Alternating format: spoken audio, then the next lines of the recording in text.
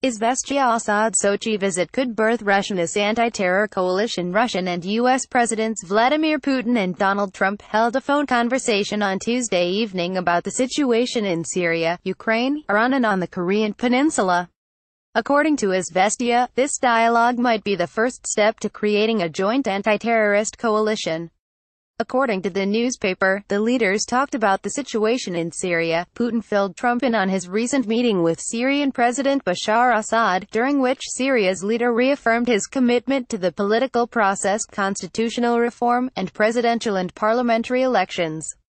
Putin also reiterated his support for cooperation with the U.S. in the war on terror, noting the practical importance of coordinating efforts between the special services of both countries. The presidents also talked about the situation on the Korean Peninsula. The parties stressed the need to reach a solution to the problem through negotiations and diplomatic means. Speaking about the crisis in Ukraine, Putin noted the absence of a real alternative to the unconditional implementation of the Minsk agreements of February 12, 2015. Chairman of the State Duma International Affairs Committee Leonid Slutsky told Izvestia that the conversation between Vladimir Putin and Donald Trump is a good response to those who are spinning the anti-Russian narrative and are trying to separate the two largest nuclear powers and whip up a conflict between them, using the most far-fetched reasons. The conversation was lengthy, but constructive. The main issue was the settling the Syrian crisis. Both presidents emphasized their commitment to preserving the country's territorial integrity and resolving the conflict by maximizing involvement of the opposition and its various groups and platforms in the negotiations. Trump once again returned to his pre-election rhetoric when he said that Assad should be fought against in Syria, he told the newspaper. According to him, the fact that Putin informed his American colleague about the talks with the Syrian president can be considered a good opportunity to start the creation of a joint anti-terrorist coalition. All this suggests that Putin and Trump generally agree on the basics of a progressive development and Russian-American cooperation in combating international terrorism, Slutsky added. Minchenko consulting president of Evgeny Minchenko told Izvestia there are several reasons why the telephone conversation between Vladimir Putin and Donald Trump is vital. Firstly, it helps maintain at least some level of relations between Russia and the United States. Secondly, the important issue success in the fight against the Islamic State banned in Russia. The third component is connecting major points of interest. The Russia-Iran-Turkey talks have just been held. Russia now has a special relationship with Syria and Iran. The United States has obvious complications with NATO member Turkey. I think the coordination of these multifaceted negotiations between the countries' players with different interests is the main reason for this phone call, he told Izvestia. Nezavisima Gazeta Transnistria might shift from Moscow to EU and Ukraine. The European Union will show interest in rapprochement with Transnistria and Moldova at the upcoming talks on settling the Transnistrian conflict set for November 24, project director of the German-Russian Forum Alexander Rahr told Nezavisima Gazeta. Moldova's parliament deputy Bogdan Tardia told the newspaper that the European Union's attention towards Transnistria lays the groundwork for talks about the possibility of integrating the unrecognized republic into the EU without Moldova. However, according to Rahr, neither Moldova nor Transnistria has any real chances of becoming EU members. On November 24, negotiations in the 52 format Moldova, Transnistria as the parties, Russia, Ukraine, the OSCE as mediators, and the EU and US as observers will be held in Vienna. Last time, the talks were held in Berlin 1 year ago. Tiraspol had refused to meet, stating that the format is ineffective. However, this time the initiative came from Transnistria, the newspaper said. According to Rahr, the EU uses the carrot-and-stick approach in relations with Moldova and Transnistria. The goal is to draw the parties closer. Tiraspol would receive benefits in trade and development with the EU. According to the expert, Berlin nevertheless would back Tiraspol in its pursuit to interact with the European Union. The EU opened its doors for Transnistrian businessmen duty-free, he added. According to the expert, for the time being, Transnistria will remain with Russia, and the future depends on the big game, in which Chisinau and Tiraspol are not the leading players, he concluded. Meanwhile, Bogdan Tardia is convinced that Transnistria is changing vectors. At least the trend is noticeable. Tiraspol still recalls the referendum of 2006, when the local population voted for independence from Moldova and sought to get closer to Russia. However, recently Transnistrian President Vladimir often talks about recognizing Transnistria, which, according to him, will definitely happen. It seems that Tiraspol is somewhat distanced from Moscow and is getting closer to the EU and Ukraine, he told the newspaper. RussiaUS does not agree with the lawmaker. According to the expert, Transnistria is not shifting its foreign policy course but rather is trying to survive. To do this, it will use the protection of EU members, including Germany, he told Izvestia Gazeta. Izvestia Gazeta US likely to overtake Russia in oil production in the near future. The United States might surpass Russia and Saudi Arabia in terms of crude oil output, Izvestia Gazeta wrote. According to the newspaper, a rapid surge in U.S. production is expected even with low oil prices, which do not recoup expenditures on developing many Russian deposits, especially on the Arctic shelf. Falling costs in the shale revolution is the main contributing factor to America's oil output growth. Experts interviewed by the newspaper believe that production costs in Russia are 10 times lower, and production is restricted artificially to maintain high prices. The Russian government is currently preparing special incentives for launching complex deposits. A new draft law on excess profits tax will be discussed. According to the newspaper, to some extent, this approach is a response to the drastic change in U.S. production costs, which is likely to lead to the U.S. becoming a dominant force in the global oil and gas market.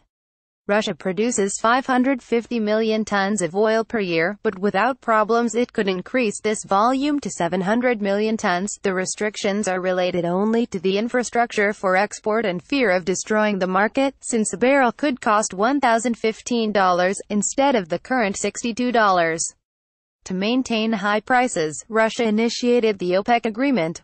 The U.S. is in a completely different position. Russia is the largest exporter and the United States is trying to reduce their imports at the expense of production. The United States is one of the largest importers of oil in the world, so reducing its dependence on imports is a geopolitical task for them, leading expert of the Union of Oil and Gas Producers Rustem Tankayev told Izvestia Gazeta.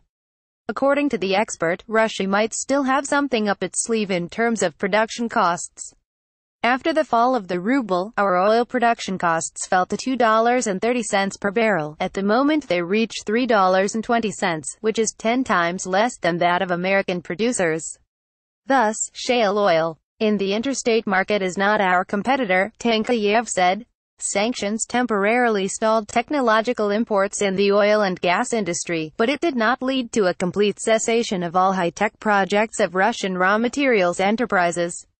Russia is likely to retain its international position in the production segment at a price of up to $15 per barrel and even strengthen it despite some limitations.